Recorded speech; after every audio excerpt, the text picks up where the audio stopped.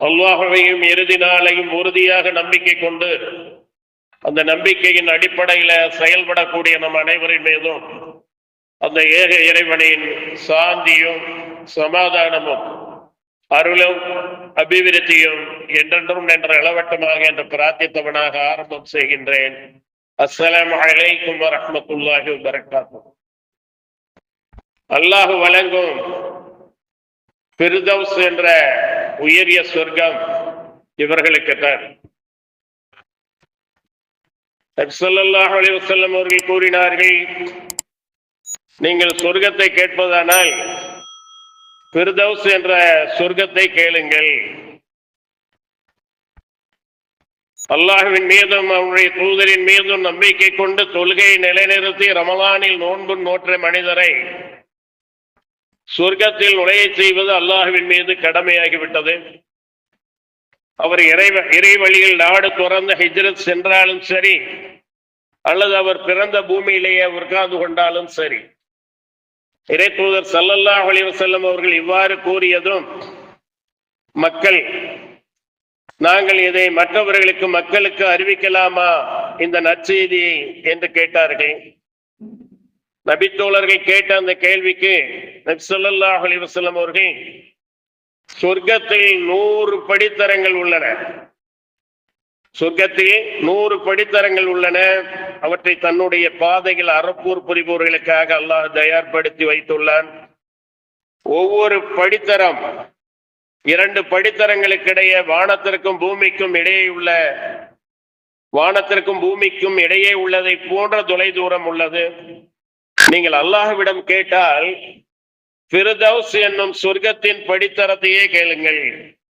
ஏனெனில் அதுவே சொர்க்கத்தின் மிகச்சிறந்த படித்தரமும் மிக உயர்ந்த படித்தரமும் ஆகும்.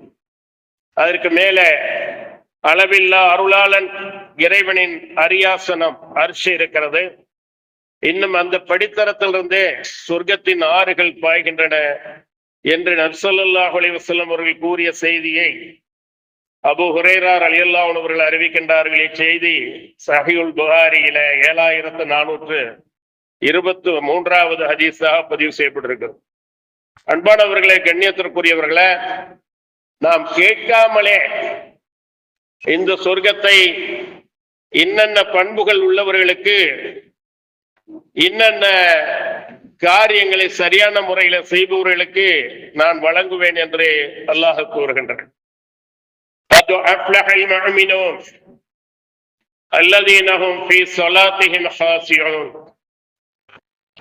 ஈமான் கொண்டவர்கள், இறை நம்பிக்கை கொண்டவர்கள் நிச்சயமாக வெற்றி பெற்று விட்டனர். அவர்கள் எத்தகையோர் என்றால், தங்கள் தொழுகையில் உள்ளச்சத்தோடு இருப்பார்கள். தொழுகையில உள்ளச்சத்தோடு இருப்பார்கள். அந்த உள்ளச்சம் தொழுகையை விட்ட நிலையிலும், அவர்கள் கொடுக்கல் வாங்கல் செய்கின்ற நிலையிலும், அவர்கள் குடும்பங்களோடு அலாவலாகின்ற அந்த நேரத்திலும், எல்லா நிலையிலும் அந்த இறையச்சம் அவர்களிடையே இருக்கும். ஏனென்றால் இறையச்சம் இல்லாமல் வெற்றி பெற முடியாது. இறையச்சம் இல்லாமல் தொழுகின்ற தொழுகை நம்மை ஒருபோதும் ஈடேற்றத்திற்கு கொண்டு செல்லாது. அல்லாஹ் கூறுகின்றான், உத்லு மா ஊஹிய இலைக மினல் கிதாபி வஅகிமிஸ் ஸலாத் இன்ன ஸலாத தன்ஹா அனில் ஃபஹ்ஷாஇ வல் முன்கர் வலதிக்ருல்லாஹி அக்பர் வல்லாஹு யஅலம் மா தஸ்னஊன். இறை தூதரே, வேதத்திலிருந்து உமக்கு அறிவிக்கப்பட்டதை நீர் எடுத்து ஓதுவீராக, இன்னும் தொழுகையை நிலைநிறுத்துவீராக. நிச்சயமாக தொழுகை மனிதரை மானக்கேடானவற்றையும் தீமையையும் விட்டு விலக்கும். நம்முடைய தொழுகை மானக்கேடான காரியங்கள், பாவங்கள் இவைகளை விட்டு நம்மை விலக்குகிறதா என்பதை ஒவ்வொருத்தரும் சுய பரிசோதனை சீர்தூக்கி பார்க்க கடமைப்பட்டிருக்கிறோம். மானக்கேடானவற்றையும் தீமையையும் விட்டு விலக்கும் இந்த தொழுகை. நிச்சயமாக அல்லாஹ்வின் திக்ர், தியானம் மிகவும் பெரிதான சக்தியாகும். அன்றையும் அல்லாஹ் நீங்கள் செய்பவற்றை நன்கு அறிகிறார். ஆக தொழுகையை உள்ளச்சத்தோடு தொழுததால் அவர்கள் வெற்றி பெற்றார்கள் சொன்னால், அந்த வெற்றிக்கு காரணமாக இறையச்சம் இருக்கிறது.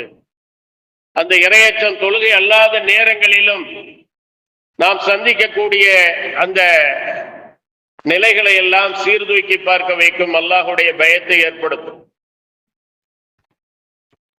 இதற்கு முக்கியமாக நம்முடைய இறையச்சம் நம்மிலே அதிகரிக்க வேண்டும், நிலைத்திருக்க வேண்டும் என்று சொன்னால் அடுத்ததாக அல்லாஹ் சொல்லி காட்டுகின்றான். 3வது வசனத்திலே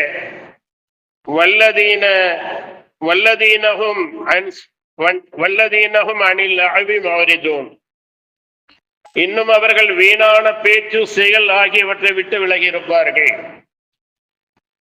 இந்த தொழுகையாளிகள் நிச்சயமாக வெற்றி பெறக்கூடிய தொழுகையாளிகள் வீணானவற்றிலிருந்து, அது பேச்சுக்களாக இருக்கலாம், பார்வைகளாக இருக்கலாம், எண்ணங்களாக இருக்கலாம், செயல்பாடுகளாக இருக்கலாம், அதிலிருந்தும் அவர்கள் விலகி இருப்பார்கள். அப்படி விலகி இருந்தால்தான் அவர்களுடைய தொழுகை உள்ளச்சமுடைய தொழுகையாக இருக்கும். ஏனென்றால் அல்லாஹ் சொல்லுகிறான், ஃபவைலுல் லில் முஸல்லீன், தொழுகையாளிகளுக்கு கேடுதான். அல்லதீனஹும் அன் ஸலாத்திஹிம் சாஹூன், அவர்கள் எத்தகையவர் என்றால் தம் தொழுகையில் பராமுகமாகவும் அலட்சியமாகவும் இருப்போர். அல்லதீனஹும் யுராவூன், அவர்கள் பிறருக்கு காண்பிக்கத்தான் தொழுகிறார்கள். ஆக அந்த மாதிரி தொழுகை நம்முடைய தொழுகை இருக்கக்கூடாது. ஏதோ நேரம் வந்து விட்டது, சடங்காக சம்பிரதாயமாக கியாம் என்ற நிலை, ருக்கு என்ற குனிதல், சுஜூது என்ற நெற்றியை நிலத்திலே கொண்டு போய் வைப்பது, இவைகளை ஒரு சடங்காக செய்துவிட்டு நம்முடைய இச்சைப்படி இறையச்சம் இல்லாமல் நம்முடைய வாழ்க்கையை நாம் அமைத்துக் கொண்டால் நிச்சயமாக அது வெற்றி பெற்ற தொழுகையாக ஆகாது. இதற்கு வீணானவற்றிலிருந்தும் நாம் விலகி இருக்க வேண்டும். ஏனென்றால் அந்த வீணானவற்றின் காரணமாக நமக்கு எந்த விதமான பிரயோஜனமும் கிடையாது. அந்த வீணானவற்றிலே மூழ்கி கிடக்கும் போது நமக்கு எல்லா விதமான பாவங்களும் வந்து சேரக்கூடியதாக ஆகிவிடும்.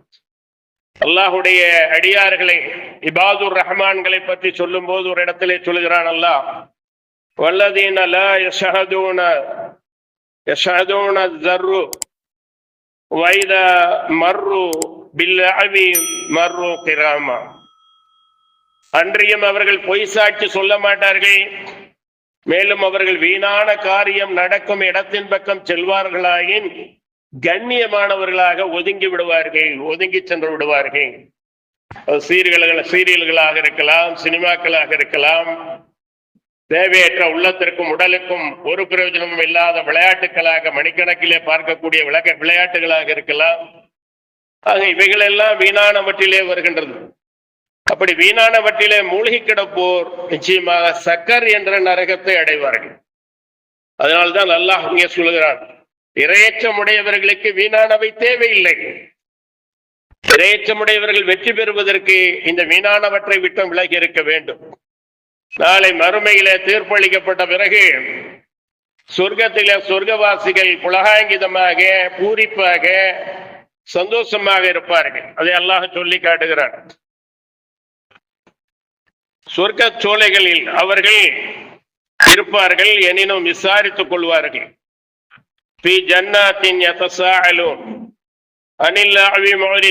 யாரை குறித்து விசாரிப்பார்கள் என்றால் நரகத்தில் உள்ளவர்களை குறித்து விசாரிப்பார்கள். யாரு?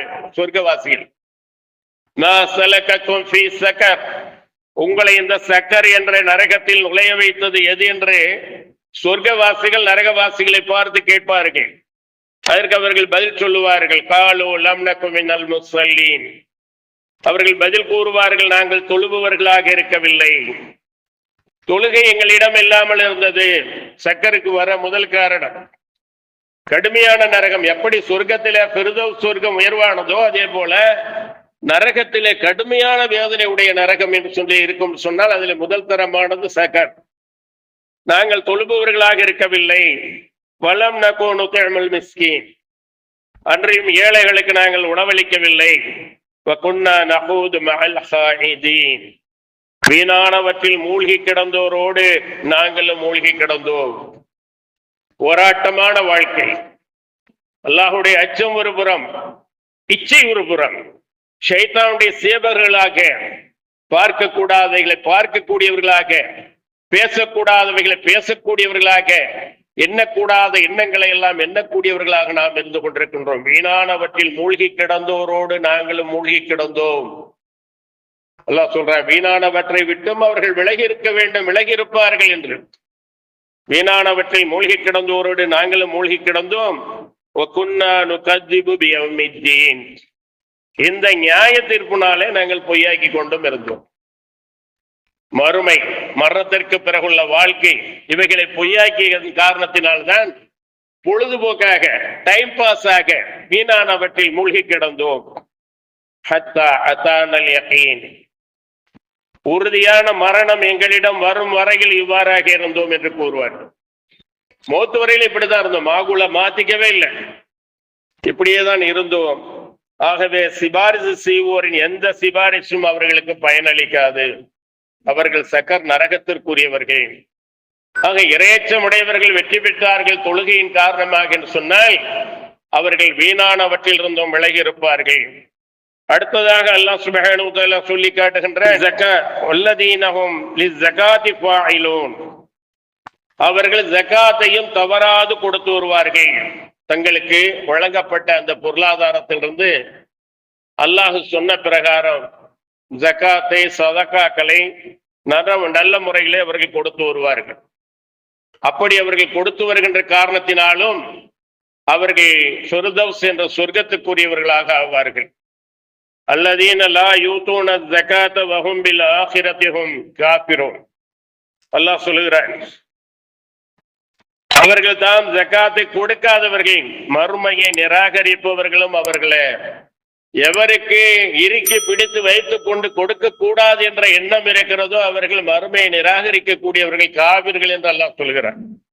இன்னும் ஒரு இடத்திலே ஆயத்துல் குர்சிக்கு முந்திய வசனத்திலே அல்லாஹ் கூறுகிறான், யா அய்யுஹல்லதீன ஆமனு அன்ஃபிகு மிம்மா ரஸக்னாகும் மின் கப்லி அன் யஅதிய அஹதகும் அன் யஅதிய யௌமுல் லா பைஉன் ஃபீஹி வலா குல்லத்தும் வலா ஷஃபா வல் காஃபிரூன ஹுமுல் ஸாலிமூன். நம்பிக்கை கொண்டோரே, பேரங்களும் நட்புறவுகளும் பரிந்துரைகளும் இல்லாத அந்த இறுதி தீர்ப்பு நாள் வருவதற்கு முன்னால் நாம் உங்களுக்கு அளித்தப்பட்டிருந்த நல்வழியில் செலவு செய்யுங்கள். இன்னும் காபிர்களாக இருக்கின்றார்களே, அவர்கள் தான் அநியாயக்காரர்கள். அப்ப கொடுக்காதவர்கள் என்னதான் தொழுதாலும், நோன்பு வைத்தாலும், ஹஜ்ஜையை செய்தாலும், அல்லாஹுடைய இந்த பொருளாதார இபாதத்தான இந்த ஜகாத்தை எவர் ஒழுங்காக செலுத்தவில்லையோ அவர்கள் நிராகரிப்பவர்கள் என்றே பல இடங்களிலே அல்லாஹ் சொல்லி காட்டுகின்றான். இன்னும் அல்லாஹ் சொல்லுகிறான், நம்பிக்கை கொண்டவர்களை, மூமின்களை பார்த்து சொல்றான், யா அய்யுஹல்லதீன ஆமனு, அல்லாஹ்வின் மீதும் இறுதி நாளின் மீதும் நம்பிக்கை கொள்ளாமல் மனிதர்களுக்கு காட்டுவதற்காக, மற்ற மனிதர்கள் இவர் கொடுக்கிறார் என்று பாராட்ட வேண்டும் என்பதற்காக, மனிதர்களுக்கு காட்டுவதற்காகவே தன் பொருளை செலவழிப்பவனை போல கொடுத்ததை சொல்லி காண்பித்தோம், நோவினைகள் செய்தோம். உங்கள் சதக்காவை, ஜகாத்தை, தர்மங்களை பாழாக்கி விடாதீர்கள். அப்படி செய்பவனுக்கு ஓமையாவது ஒரு வழுக்கு பாறையாக, அதன் மேல் சிறிது மண் படிந்துள்ளது. அதிகமாக மண் படிவதற்கு வாய்ப்பில்லை, சிறிது மண் படிந்துள்ளது. அதன் மீது பெருமழை பெய்து அதிலிருந்து சிறிது மண்ணையும் கழுவி துடைத்து விட்டது. இவ்வாறு அவர்கள் செய்த தானத்திலிருந்து யாதொரு பலனையும் அவர்கள் அடைய மாட்டார்கள். இன்னும் அல்லாஹ் காபிரான மக்களை நேர்வழியில் செலுத்த மாட்டார். பொருளாதாரத்திலே சரியான முறையில் அல்லாஹுக்கு கொடுக்காமல், அல்லாஹ் சொன்னபடி கொடுக்காமல் இருந்தால் அது குஃப்ர் அளவிலே, நிராகரிப்பின் அளவிலே நம்மளை கொண்டு போய் தள்ளிவிடும் என்பதை நாம் கவனத்தில் கொள்ள வேண்டும். வல்லதீனஹும் லிஃபுரூஜிஹிம் ஹாஃபிலூன்.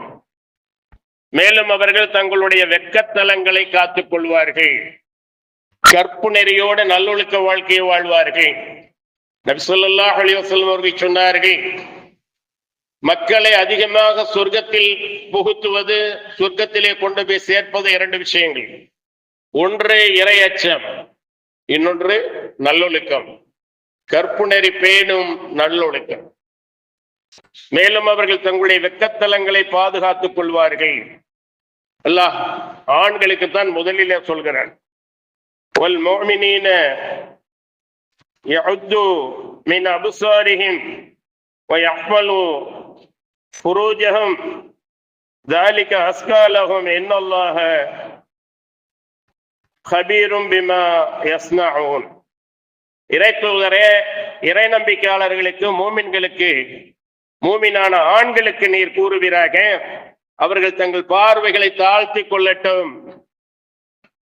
தங்கள் வெக்கத்தலங்களை பேணி பாதுகாத்துக் கொள்ள வேண்டும், அது அவர்களுக்கு மிக பரிசுத்தமானதாகும். நிச்சயமாக அல்லாஹ் அவர்கள் செய்பவற்றை அறிந்தவனாக இருக்கின்றான். அதற்கு பிறகுதான் 24:30 ஆண்களுக்கு சொல்லிவிட்டு 24வது அத்தியாயம் 31 தான் பெண்களுக்கு சொல்கிறான். வகுல்லில் முஃமினாத்தி யஅதுதுன மின் அப்சாரிஹின்ன வயஹ்ஃபல்ன ஃபுரூஜஹுன்ன. இன்னும் மூமினான பெண்களுக்கும் நீர் கூறுவீராக, அவர்கள் தங்கள் பார்வைகளை தாழ்த்தி கொள்ள வேண்டும், தங்கள் வெக்கத்தலங்களை பேணி காத்து கொள்ள வேண்டும் என்று. ஆகவே அன்பானவர்களே, கண்ணியத்திற்குரியவர்களே, இந்த கற்புணரி பேணுதலிலே நாம் கவனமாக இருக்க வேண்டும். அமளிதுமளியான அந்த மறுமை நாளிலே, சூரியன் சமீபத்தில் கொண்டு வரப்படக்கூடிய அந்த நேரத்திலே அல்லாஹ் தன்னுடைய அர்ஷுடைய நிலையிலே 7 சாராருக்கு இடம் கொடுப்பான். அதிலே ஒரு சாரார் அழகும் குடும்ப பாரம்பரியமும் நிறைந்த ஒரு பெண், விளைமாது அல்ல, விபச்சாரி அல்ல, அழகும் குடும்ப பாரம்பரியமும் நிறைந்த ஒரு பெண் ஒருவரை அழைக்கிறது தப்பான காரியத்திற்கு. வா என்னிடம், உன்னை நான் விரும்புகிறேன் என்று.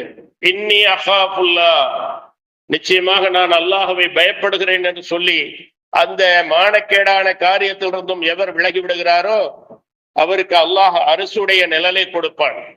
ஆகவே தங்களுடைய வெக்கத்தலங்களை பேணி பாதுகாத்துக் கொள்ள வேண்டும். வாய்ப்புள்ளவர்கள் ஹலாலான முறையிலே இல்லற சுகத்தை அனுபவிப்பதற்காக ஆண்களானாலும் பெண்களானாலும் திருமணம் முடித்துக் கொள்ள வேண்டும். அது முடிக்கப்படும் வரை நோன்பு வைத்து தங்களுடைய கற்பை பேணி பாதுகாத்துக் கொள்ள வேண்டும். அல்லாஹ் சுப்ஹானஹு வ தஆலா திருமறை குர்ஆனிலே சொல்கிறான், வலா தக்ரபுஸ் ஸினா, விபச்சாரம் செய்யாதீர்கள் அல்ல, விபச்சாரத்தின் அருகே கூட நெருங்காதீர்கள். எதெல்லாம் விபச்சாரத்தை ஆரம்பித்து வைக்குமோ அந்த ஆரம்பங்களுக்கே நீங்கள் செல்லாதீர்கள். கண்ணின் விபச்சாரம் பார்ப்பது, கையின் விபச்சாரம் பிடிப்பது, காலின் விபச்சாரம் நடப்பது, உள்ளம் இயங்குகிறது, பிறப்புறப்பு அதை உண்மையாக்குகிறது அல்லது பொய்யாக்குகிறது என்று நபி ஸல்லல்லாஹு அலைஹி வஸல்லம் அவர்கள் சொன்னார். ஆகவே தங்களுடைய வெக்கத்தலங்களை பாதுகாத்துக் கொள்ள வேண்டும். அதே நேரத்தில் அவர்களுடைய மனைவிகளிடம் அவர்கள் கூடுவது குறித்து அவர்கள் பழிக்கப்பட மாட்டார்கள். நபி ஸல்லல்லாஹு அலைஹி வஸல்லம் அவர்கள் சொன்னார்கள், உங்களுடைய மனைவியரிடத்திலே நீங்கள் தாம்பத்திய உறவுக்காக செல்கிறீர்களா, அதற்கும் உங்களுக்கு நன்மை எழுதப்படும் என்று. எங்களுடைய ஆசைகளை தீர்த்துக் கொள்வதற்காக நாங்கள் செல்கிறோம், இதற்கும் நன்மையா என்று அவர்கள் கேட்டபோது சொன்னார்கள், இதே ஆசையை, இதே இச்சையை தவறான முறையில பெரும்பாவமான ஜினா, அந்த விபச்சாரத்திலே நீங்கள் ஈடுபட்டு அந்த இன்பத்தை அடைந்தீர்கள் சொன்னால் அல்லாஹ் என்ன செய்வான், அதை ஒரு பெரும்பாவமாக எழுதுவான்.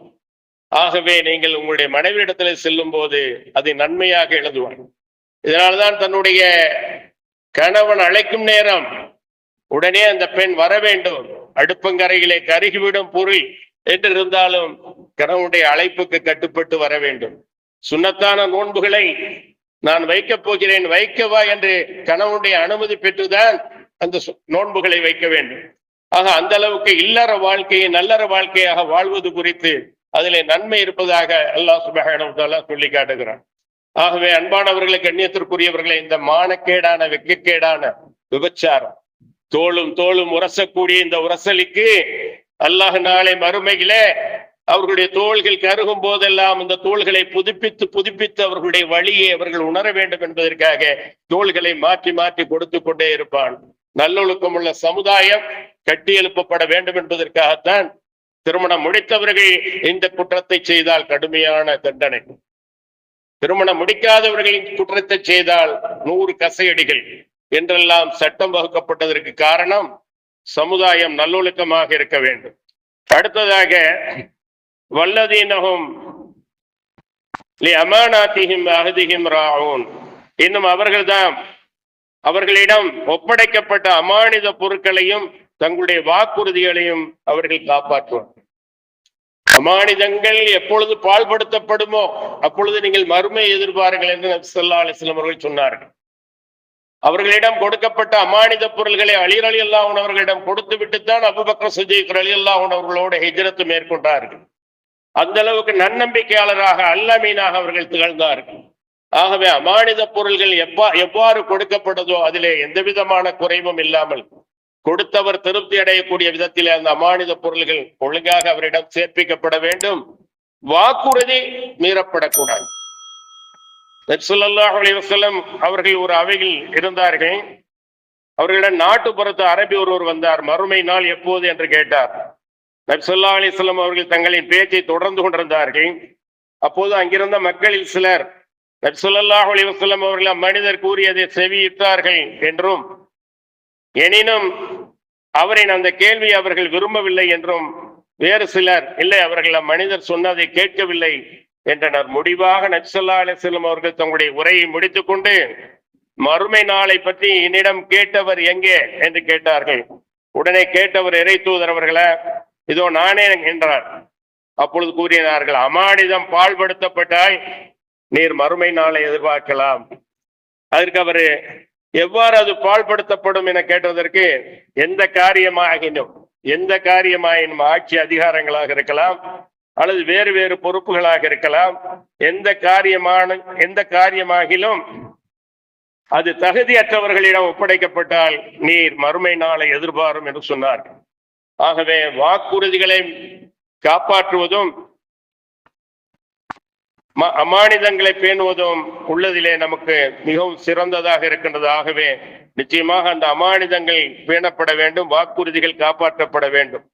ஏனென்றால் அல்லாஹ்வுடைய தூதர் ஸல்லல்லாஹு அலைஹி வஸல்லம் அவர்கள் சொன்னார்கள், இந்த முனாஃபிகள் பற்றி நயவஞ்சகனின் அடையாளங்கள் 3 ஆகும்.